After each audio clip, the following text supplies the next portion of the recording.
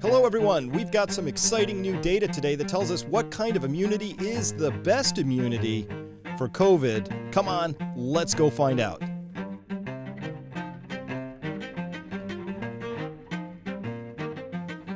Hello everyone, welcome to this update here. I am Dr. Chris Martenson. It is July 16th. This is episode 15.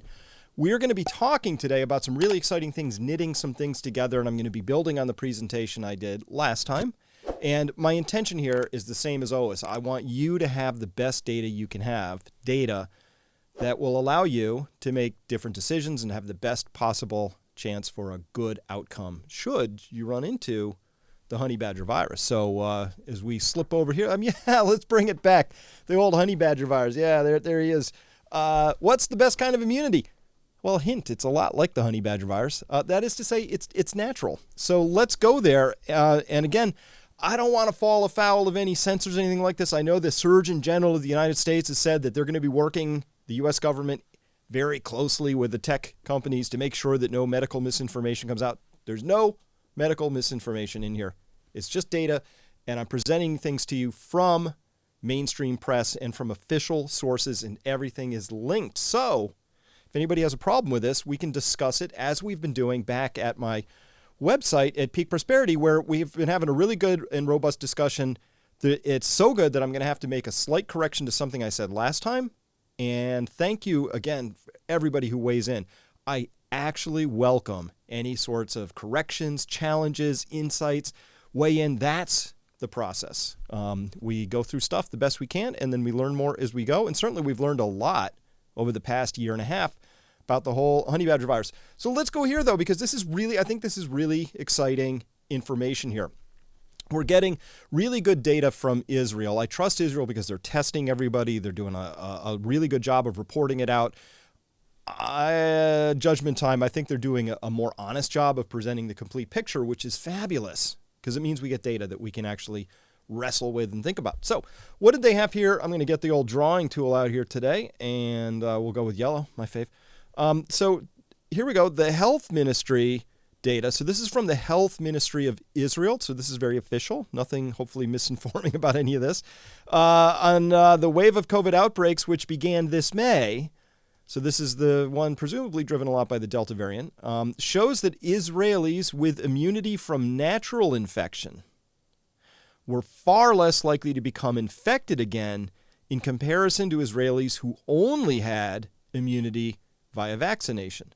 So this is really critical. You would have to know two things about somebody if they had natural COVID infection, if they had that infection, they had natural immunity. You would have to know that they'd had the infection in the first place, so they'd have had to have been tested. Two, you would have to know that somebody who then went on and got the vaccine had not already been naturally infected and given natural immunity. So they have two groups of people there. And by the way, they had huge data sets to draw from. So I actually really trust this data. It's the law of large numbers. Continuing on, they say here, quote, more than 7,700 new cases of the virus have been detected during the most recent wave, starting in May. But just 72 of the confirmed cases were reported in people who were known to have been infected previously. So that's just 72 out of 7,700. Now we have to know what proportion of people had already previously been infected. I think the number is actually pretty large. The reason, the R0 of this honey badger virus is extraordinary. Its chance of spreading through the population is actually pretty high. At any rate, that was less than 1% of the new cases. Again, we don't know how to make comparison of that because if less than 1% of the people were infected, maybe this isn't such an amazing finding. But let's go on because I think there's some data here that gives us a little more color on this. Roughly 40% of new cases or more than 3,000 patients involved people who had been infected despite being vaccinated. That's hard data. That's something we can certainly use. And with a total of 835,792 known to have recovered from the virus. Okay, so this is the data we wanted, which is they have over 835,000 people to draw from who'd already been infected. So this is a huge pool. And out of that 835,000 plus, only 72 cases were detected in this latest wave. So that suggests there's a really strong protection conferred by natural immunity, which comes from having been exposed to COVID and having gotten over it naturally. So that was just 0.0086% of people who are already infected with COVID. So, okay, so that's a 99.9% or better protection that's coming at least during the time we're talking about. Maybe over the course of a year, we find more people get infected. But in the course of this study, 835,000 people had been infected, and they knew that. They'd gotten over the disease either asymptomatically or with mild symptoms, or maybe they went to the hospital. However they got over it, they got over it. They had natural immunity. And in this period, in this last wave, which started in May, so that's May and June and July, 3 months, only 0.008% of those previously and naturally infected people had gotten reinfected. By contrast, Israelis who were vaccinated were 6.72 times more likely to get infected after the shot than after natural infection, with over 3,000 of the 5,193,499, or 0.0578% of Israelis who were vaccinated getting infected in the latest wave. So even there, 0.0578, so it's 0.06. Really not that many to be talking about. But important data here, which is entirely missing from the U.S.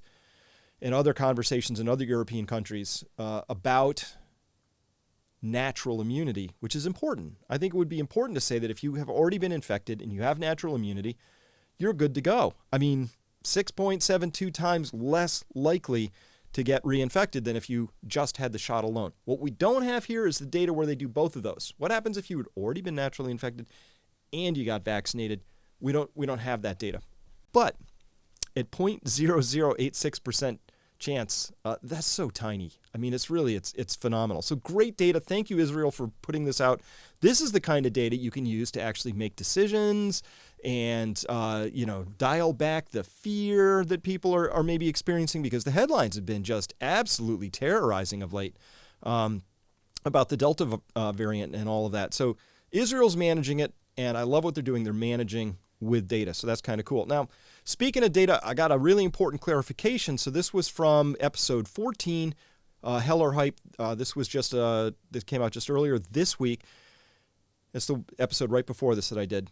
I wrote that it's odd that vaccines seem to work so differently in the U.S. because the UK is reporting that people who are vaccinated are showing up in the hospital. In the United States, of course, we had a very different sort of, we're telling ourselves a story here that virtually nobody who's vaccinated is showing up in the hospital. Now, many of you pointed out that the UK and England have a very, very high percentage of, well, not very, very high. They have a larger percentage of people who are vaccinated with the AstraZeneca vaccine.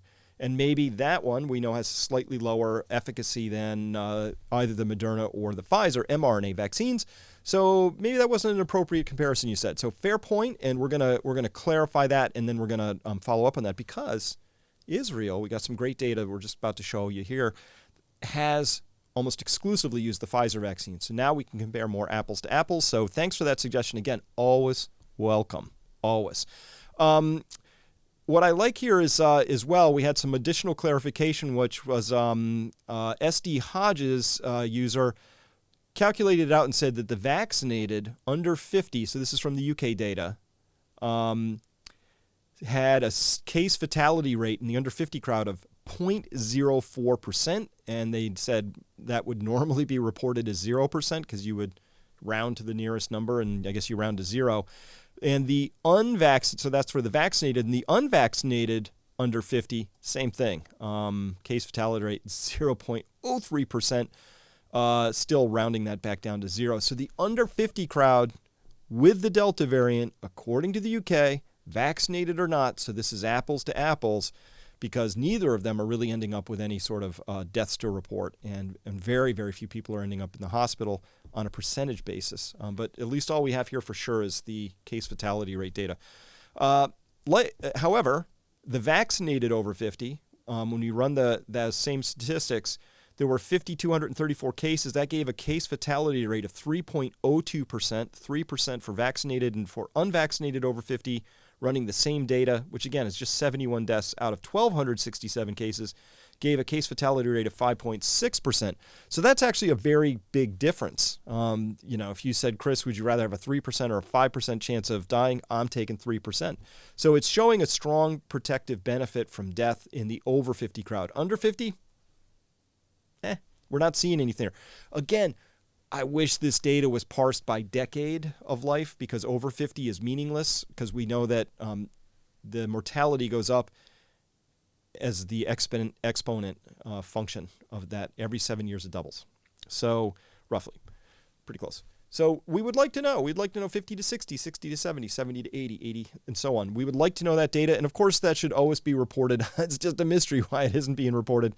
Because when we go to Israel, they do report it that way. Thank you, Israel. Here we go again. Finally, some data. They say here, these are Israeli confirmed cases from June 27th to July 3rd. So what do we got there? So like a week-long period. Comparing vaccinated versus unvaccinated, all right? They've broken the age groups here by the deciles, 20 to 29, 30 to 39, and so on, all the way through to 90 plus. And then how many cases did we see in the vaccinated and how many cases did we see unvaccinated? Now, what else did they give us? They gave us data. We can actually chew on this. It's awesome. Percent of cases that were vaccinated is 79%. And what do you want to compare that to? Of course, the percent of the population that is vaccinated. This was all data we couldn't sort of pull out of the UK data because they either had it in different tables or they didn't present it. It was just a mess. So, hey, UK statisticians, you might want to take a little lesson here from the Israelis, because now that we have percent of population vaccinated, we can say, well, if 78% of the population is vaccinated and 79% of the cases in the 20 to 29 crowd were in vaccinated people, we can see those two numbers are roughly comparable, 79 to 78%. It means, unfortunately, that there's almost no protective benefit from the vaccine in terms of getting a case. Remember, a case has been bastardized, and it now means anybody with a detected infection. So that doesn't really help us at this point in time. So carrying on, we see here, same thing, 80% of the detected cases in the 30 to 39 crowd compared to 83% of the population is vaccinated. We could say, looks like there's a slight protective benefit from 3%, from 83 to 80. Same thing here, 86% of the population vaccinated in the 40 to 49 crowd, and 84% of the cases that were detected were in that age bracket, comparing across these rows like this. So great data, but it basically says that your chances of showing up with a case. Now, we don't know what this means. What is a case? Is it symptomatic? Is it asymptomatic? Is it mildly symptomatic? Could it be that the cases in the unvaccinated are actually pretty bad? Like these people are getting really terrible headaches and like they're in bed for a month and they're really risking long haul. And the vaccinated are having really mild or even asymptomatic cases. We don't know that. So that's extra English we would have to understand. But for sure we can say that the virus is coming into vaccinated people and replicating at least enough that they can be detected as a case. So we can say that, which is important. We'll get to that in a minute, because if you remember the interview I did with Geert Vanden Bossche, we talk about why that's actually an important criteria, especially for public health officials and epidemiologists who should be caring about, molecular geneticists and virologists should be caring about that, because vaccinated people who have a non-sterilizing vaccination, which allows the virus still to persist inside the body and replicate, creates an environment where the virus can practice something called immune escape. We'll get back to that in just a second. But here we have some data. It's just data. We don't have enough to tell you yet. Just from this alone, is there any difference between these in terms of the medical impact of this? And of course, we have no data on the long haul or other downstream impacts. But we do, also from the Health Ministry of Israel, have this data, which gets us pretty close, which is telling us about the cases versus hospitalizations by vaccination status. Thank you for presenting data in a complete way where we can actually make sense of it and look at it and decide something. That is just awesome. So kudos for that. What's interesting here is that down here we see, first off, the number of hospitalizations is tiny. Look at this axis, 1, 2, 3, 4, 5, 6. I think that's exactly what it means. Not too much going on. The number of cases goes from 50 to 100 to 150. So these two blue lines are showing that there's almost no difference in cases which weren't vaccinated and cases in people who were vaccinated. Both of these lines, there's just lots of cases going up like this, at least through, this is back in June and July. So not much difference in the case counts there, but there is a difference here. This is hospitalized with vaccinations, and this is hospitalized without vaccination. So we have more people who are hospitalized who are vaccinated than we have people who are hospitalized with no vaccination. But remember, let's go back up one slide, close to, let's just round that off and say 90% of the population is vaccinated. So when we try and compare these things, we would look at this table chart here and we would say, well, if we had 3 people in the hospital here, if that's how I can read that, I'm not really totally clear what that's. Hospital admissions. I don't know. You have 3.5. I'm not clear on that. If I'm reading that right. But at any rate, if we had 90% of the population is vaccinated, we would expect to see 9 times as many people in the hospital who are vaccinated compared to not vaccinated, and we don't see that. We see basically a doubling, maybe just a little more than a doubling. So the conclusion from this is the vaccines, or at least the Pfizer vaccine in this case, it is protective from hospitalization. And when we carry this on even further, and we look here at overall deaths in Israel, again, we made this point before, it's pretty much flatlined out. So regardless of which variant, regardless of the Delta, regardless of anything else, we still see very, very few deaths showing up. Regardless that 10% of the population still isn't vaccinated, 90% is, we're not seeing the deaths here. So that's good data. It's epidemiological data because it's countrywide, so I tend to trust it quite a bit. And so it says the vaccines are protective, and also the Delta variant is probably not that bad, at least according to what we're seeing here so far. Subject to change. Now, again, the point I was making last time really was just that it's odd that vaccines seem to work so differently in the United States. Remember last time I pointed out this quote from Joe Biden saying fully vaccinated Americans have a high degree of protection, including against this Delta variant. Biden said, pointing out that virtually all COVID-19 hospitalizations and death in recent months have come among the unvaccinated. There's still hospitalizations using the Pfizer vaccine in Israel, and I consider Israel to be further along than the United States in the vaccination cycle, and also probably a little bit better at the data definitely better at the data gathering and reporting. So I'm going to trust this quite a bit. I'm not quite clear why the United States has such trouble getting their arms around this sort of data and doing it well. But Israel seems to be doing a pretty good job, and I love that they're giving us appropriate context where, like this chart, like this table, you can begin to make sense of things out of this. You can combine that with this chart and you can begin to make sense of things and come to the conclusion that the vaccines are protective from hospitalization, and something is very protective from overall deaths. And we could say probably the vaccines have a contributing factor there as well. So, however, this is leading to a couple of things that we would note here. This comes to us Friday from July 7th. And this is in Medscape, and it's Pfizer announcing Thursday that it will seek U.S. FDA authorization for a booster shot of its COVID-19 vaccine as the company acknowledges its 2-dose vaccine has shown waning effectiveness against the Delta variant.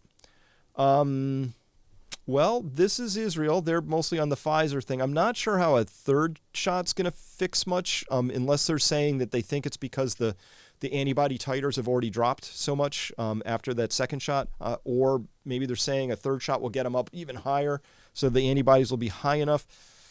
Overall, I'm going to present that I'm not sure that that's a winning strategy here. Maybe they're talking about a whole new shot with a whole different, I don't think they are, but maybe they're talking about coming up with a brand new sort of spike protein to map into the Delta a little bit better.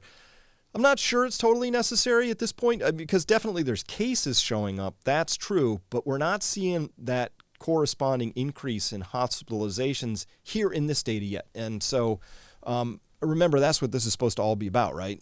Is protecting people from ending up in the hospital and swamping the hospital system. Right. In a statement, the company said it will seek to use the emergency use authorization, the EUA, in August. It's going to release more data first. Looking forward to that.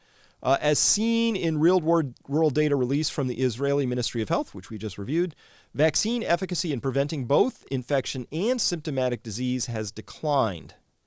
So symptomatic disease, they're noting, is on the rise there as well. I think that's some of the hospitalization data we saw in there. 6 months post-vaccination, although efficacy in preventing serious illnesses remains high. It's sort of a conflicting statement. You can't really parse much out of that. You'd have to go to the data.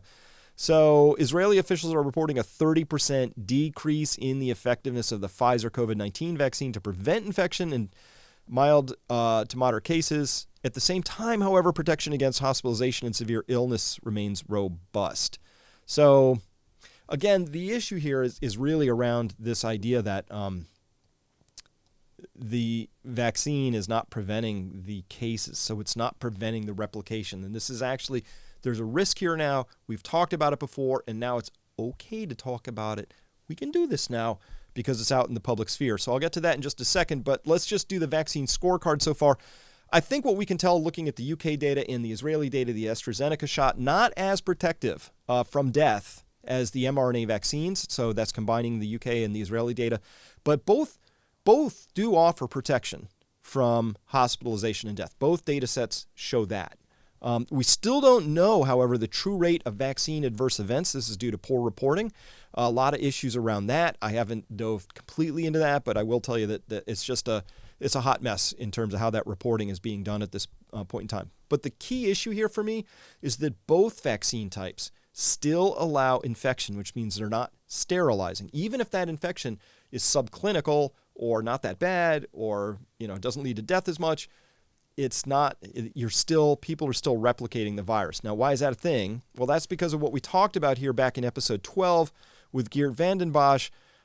This poor guy, really, I think he just got run through the ringer for daring to voice a theory, a hypothesis that seems to be pretty well known within certain circles of virologists out there, that immune escape is a thing. And so what do you mean by immune escape? As we described in that program, it simply means that when you have a non-sterilizing vaccine, you give a vaccine and it fights off the worst part. It prevents illness, but it doesn't prevent the replication. And what this super complicated diagram here is, that's your immune system. And so what is showing here is that if you have billions and trillions and quadrillions of these virus particles and they're running around and they're all mutating slightly, one of them is going to eventually find a mutation that allows it to evade whatever the vaccine is providing in this case in terms of antibodies. And once it does that, it's figured out then how to escape from that immune response. And so what Geert's hypothesis is that the non-sterilizing vaccine campaigns that we're doing are creating an environment to create millions and millions of escape and evasion practice rooms. My body, if I got a vaccine, I would become a non-sterilizing vaccine, or if you got a non-sterilizing vaccine, our bodies then become a little laboratory for the virus to practice in. That's the theory. And at the time, a lot of people said that you can't talk about that, and I think we got a lot of pushback from it. I was a little worried about that one getting censored. Didn't get censored, which was great. Thank you very much for that. And now it's okay. I think because this is from .gov.uk. This is transparency data. I like how they name stuff. This is their SAGE 93 minutes. And so this is from July 7th, 2021. 0.9. I love this. Look at this. Geert actually sent this to me and pointed it out himself. Sharp eyes on that guy. Caught it. Thank you, Geert. There are 4 major risks associated with high numbers of infections. These are an increase in hospitalizations and deaths, more long COVID, it's not good stuff, workforce absences, including in the NHS, that's their National Health Service or system, and the increased risk of new variants emerging. The combination of high prevalence and high levels of vaccination creates the conditions in which an immune escape variant is most likely to emerge. Well, now it's official. Now we can talk about it. Geert was just a few months early, and that's a no-no in this particular story. But now it's okay. Let's go.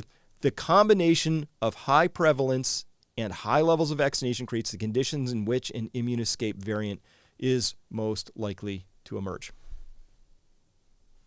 So that's the risk. And of course, if or when that happens, the problem is going to be that we're going to go back into lockdowns, and we're going to have a lot of panicky things going on, and there's going to be a big push for more vaccinations. And I'm worried that people aren't going to be using common sense and asking the other questions, which is, that's fine, but what should our approach here be? So as a reminder, let me just do a flashback here. Let's go back. This is from February 20th, 2020. Like, the mainstream press in the United States, to remember the context, they're still calling it the flu, right? There's a lot of minimization. We haven't even shut down air travel yet. And just using some common sense, I was able to divine some things. And I told people back then, hey, get ready for schools to be closed, get ready for large gatherings to be banned, get ready for non-essential jobs to be furloughed, get ready for any and all supply chain disrupted firms to begin to furlough workers because they don't have what they need to continue operating, and be ready for home treatment. We're just gonna have to treat ourselves at home for all but the critically ill who get to go to the hospital. We didn't really even have any cases in the U.S. to speak of at this point in time. A lot of people said this. I was fear mongering back then. Hey, Livio, how much of that stuff actually turned out to be on the mark? I think about 100% of it. Pretty much. Yeah. So this is just what happens when we go with a little common sense and all of that. So common sense tells me again that the risk of an immune escape variant is pretty high. And if it happens, there's things that we can sort of predict would follow from that. And those predictions are really based on the fumbly, stumbly, crude responses that we've seen from our so-called health authorities so far. So, as a reminder, I work with the FLCCC docs, as much as I can to help them, and I just love them to death. And there was an article in The Guardian recently, which I'm going to get to, which was really kind of a hit piece on Duizabin 2. But they start that out by saying, Duizabin 2 is really, for those of you who don't know what that means, it's I'm talking about a certain molecule that I can't actually name on this program for censor reasons. So, starts with an I. What's that? Starts with an I. Starts with an I. Yes, ends with an N. So I can't really go into it, but they start this article out and they go, this Duizabin 2, which starts with an I, ends with an N, favored by right-wing groups. Like, what? No, it's favored by people who prefer not to get sick and die and things like that, typically. So at any rate, I just want to remind everybody, I'm not left-right.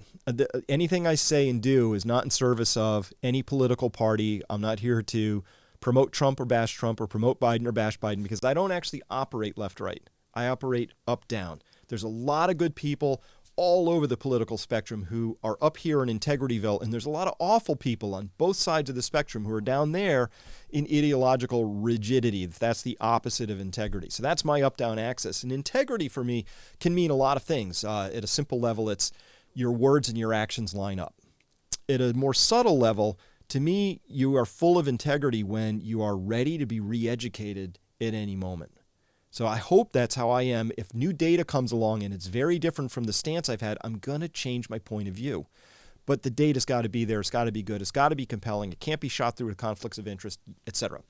So that to me is the axis. And by the way, ideological rigidity, I could put two other words down there, maybe at the bottom, sort of authoritarian or authoritarianism or collectivism. Things that are really rigid, like there's a right way and a wrong way, and you're not allowed to ask questions, you're not allowed to be curious, you're not allowed to explore things, and there's a right thought and a wrong thought. That's what I mean by things like that. Those do not comport well with the scientific method, where you have to be ready to come up with a brand new hypothesis and theory when the data doesn't go your way. But, as a famous physicist once said, science advances one funeral at a time. Because a lot of people are pretty rigid, including scientists. They're just people. So my favorite peeps are curious, open-minded, very mentally flexible and able to adopt new ideas when necessary. So to rewind just a tiny bit, remember the whole thing about SARS-2 or COVID, it was supposed to be about this balancing act, right? First, you would love to sort of stop the pandemic in its tracks. That's flatten the curves. Yeah, you want to keep the economy going because it turns out, I don't know if you saw, but what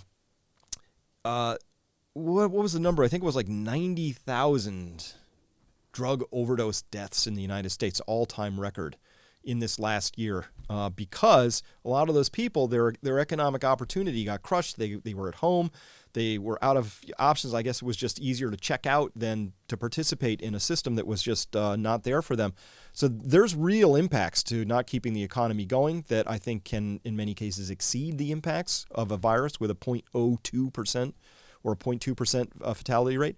And then, of course, the third thing is you need to keep your hospitals working. I mean, should be the operative question around the Delta variant always, is not how many cases does it result in, but what kind of an impact does it have medically? Are our hospitals swamped or are they not? Are we near capacity or are we not? Is this creating long-haul COVID conditions for people or is it not? This should be the balancing act, right? And so we've left that aside, and I disagree with a number of things. I mean, so this would be the three main reasons, I think, to flatten the curve even. We just point on that a little bit. First, obviously, to avoid overwhelming your local medical system. Yeah, sure. And then you want to give your medical establishment time to fine-tune the treatments. So this is actually something I put up over a year ago. And then the third reason is you want to give the medical establishment time to adopt those better treatments. Because as we know, it takes time. You know, somebody finds something like when Dr. Corey and his team found that methylprednisolone was like a really important thing to critically ill people in the ICU. They can find that in May and March of 2020, but it's going to take months for that to sort of ripple through the system. So that's why you flatten the curve, because you don't want to overwhelm the medical system. You want to find those new treatments, and then you want time to adopt all those better treatments out in your system. So way back when as well, from April 23rd of 2020, I said, well, if I were in charge, I had this pandemic response thing, and step 4 was always you treat, but then you collect the data. I really wish we'd done this. We really had, as far as I know, we didn't take this step. This would have been amazing. Individual doctors started doing this, and then we found things because they collected the data. But if I'd been in charge, it would have been tens of billions of dollars for all sorts of clinical trials. We would have resolved once and for all lots of outstanding clinical trials issues. I would have redirected the FDA and the CDC to be massive data collectors for every clinical trial. Like if the clinical trial wants to measure 5 endpoints, hey, we got some federal money, we're going to measure 30, because we just don't know where the right data is going to be, and we need to know that. And then you test everything, right? You test everything, Chinese herbs, these things, which I won't mention, every antiviral known, plasma therapy, monoclonal antibodies, everything. In fact, we did that. Plasma therapy, monoclonal antibodies didn't work out. But this was from April 23rd in 2020. We didn't know that at that point in time. Now we do, right? So, but that's the point. You try everything. And then you collect massive amounts of data, you anonymize it, you make it public, and then you announce a huge prize for anybody who can crack the code. Like the X Prize, where we're in space now. We have private space travel because a group came together and put up $10 million and said $10 million for anybody who can make it to a certain height in the atmosphere. And $100 million of private money chased that $10 million. It was great. It was a great story. And then you refine. You iterate through all those treatments. That's what we would have done if we were actually, caring about public health and things like that. Instead, what we have now is we really only have one strategy, which I've got a lot of R's. It was a very R heavy day today. So this is our strategy in the United States and most of Europe. There it is. But if we were being, I think, more comprehensive and more holistic about it, our strategy would look more like this. The first thing is you prepare everyone's terrain. By that I mean people's bodies are as immunologically sophisticated and robust as they can be, so that when they get the jab or when they get exposed to the natural virus, what happens is they have a very strong and robust immune response. I mean, if everybody's sort of sickly and half dead and you gave them vaccines, it doesn't matter how good your vaccine is. If you have a weak and sickly response to that, it's not really that protective. So this shouldn't be that troubling of a concept, but I'm troubled that it's not actually something that's at all part of the national public health landscape. I have never heard anybody, including the current or former Surgeon Generals, anybody from the CDC, Fauci, ever mention this part of the whole thing, which is that Of course, you would want everybody's terrain prepared. And then you vaccinate. Part 2 is those who can be vaccinated with the most appropriate vaccines. And of course, as we mentioned, there's differences emerging between AstraZeneca and the mRNA vaccines. There are other vaccines in development. They will each have certain characteristics. Some will be more protective, but maybe a little bit safer, from a side effect standpoint, whatever. But the CDC will tell you flat up, straight out, that if you have a very strong immune reaction that's adverse on shot 1 of the mRNA vaccines, or you have something even worse and you go full-blown anaphylactic shock, you should not get the second shot. So that would be an example of people, some percentage of people who have reactions that would preclude them from getting a second shot and becoming vaccinated. So that's when I say vaccinate those who can be vaccinated. Hopefully that's almost everybody. Listen, if you have a really good, and particularly if we come up with a sterilizing vaccine, you don't need to 100% of the people don't need to get it in order to get to that vaunted herd immunity.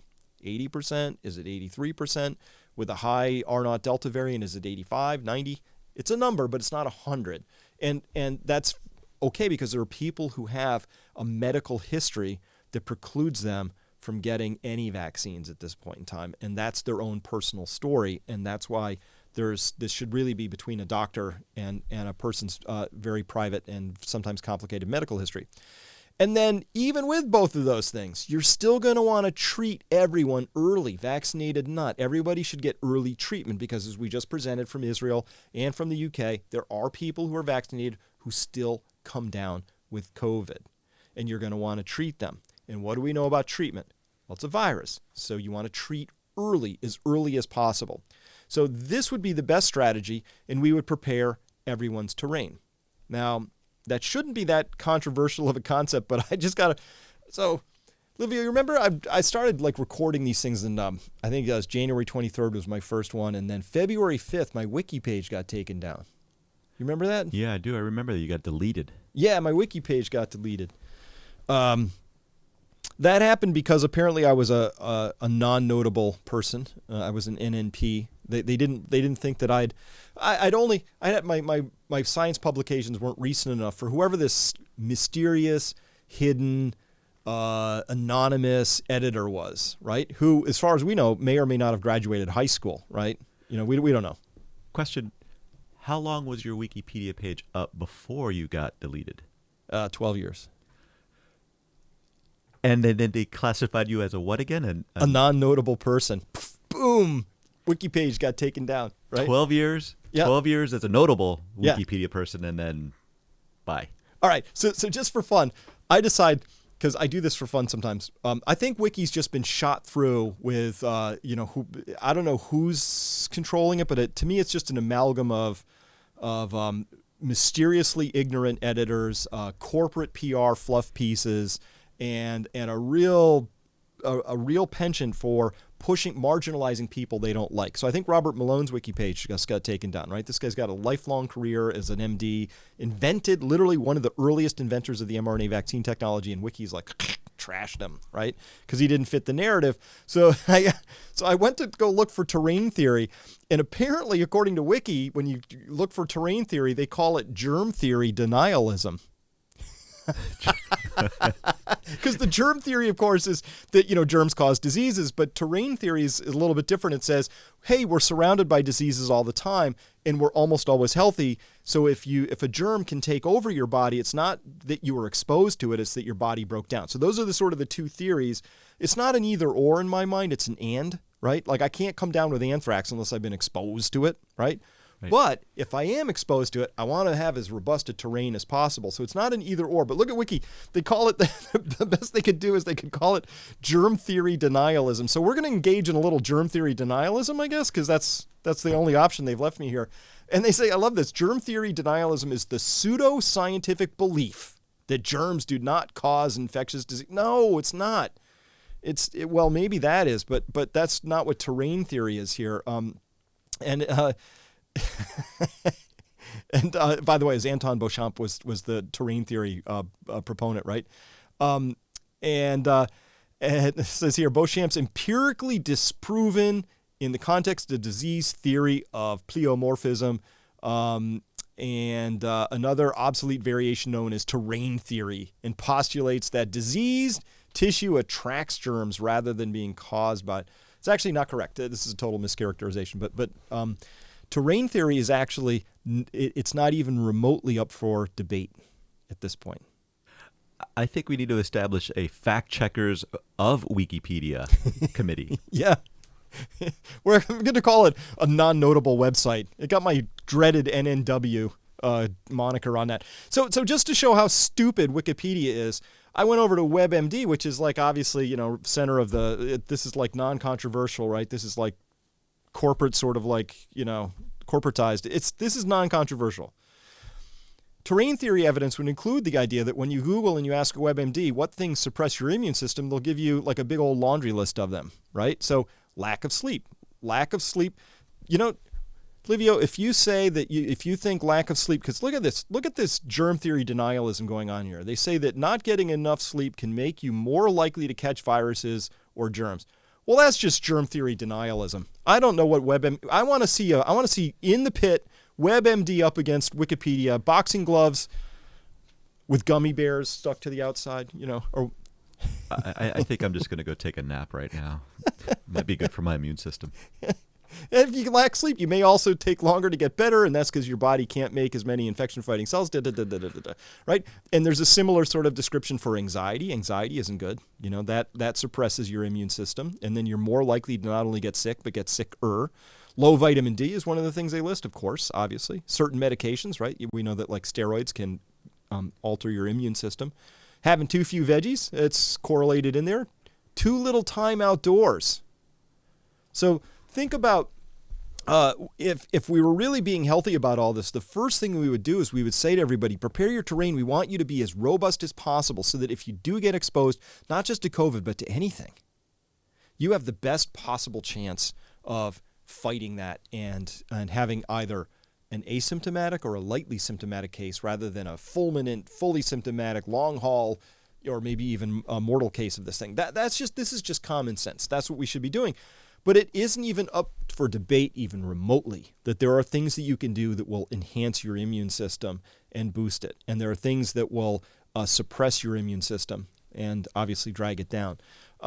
Alcohol, smoking, grief. So these are all things that when you look at what we did with our lockdowns, I would suggest that having too little time outdoors, increased alcohol use, a lot of grief, hard to get veggies, all this other stuff, lack of exercise. These were all things that the lockdowns actually promoted. So from a public health standpoint, we should have had an actual debate and discussion.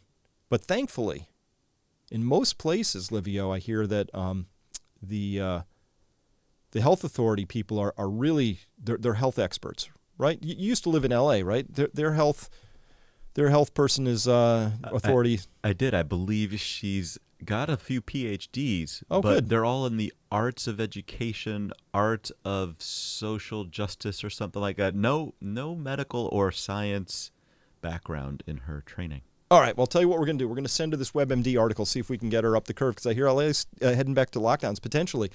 The only thing that the lockdowns could have maybe corrected was this, which is it's known that low or no sex is highly correlated with suppressing your immune system. So That's maybe no good.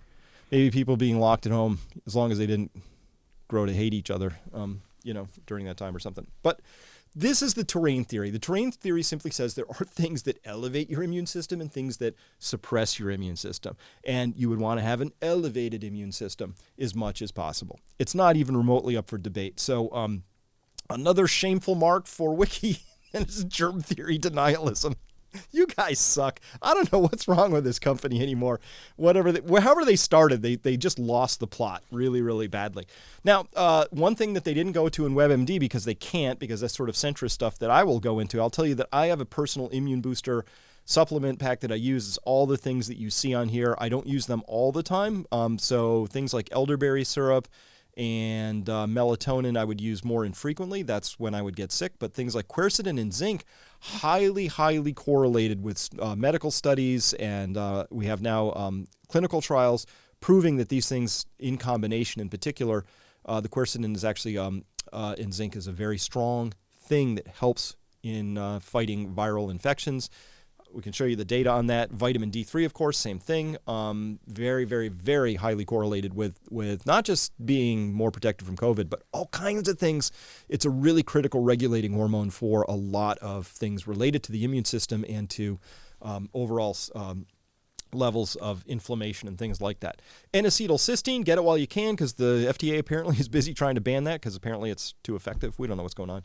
Selenium, things like that. So these are all things you can do, but this isn't, you won't be just okay, and your terrain won't be perfectly prepared if all you do is take these, because obviously there's a lot of things on this list and other things like this. But the summary of this list is controlling the amount of stress and anxiety you're under.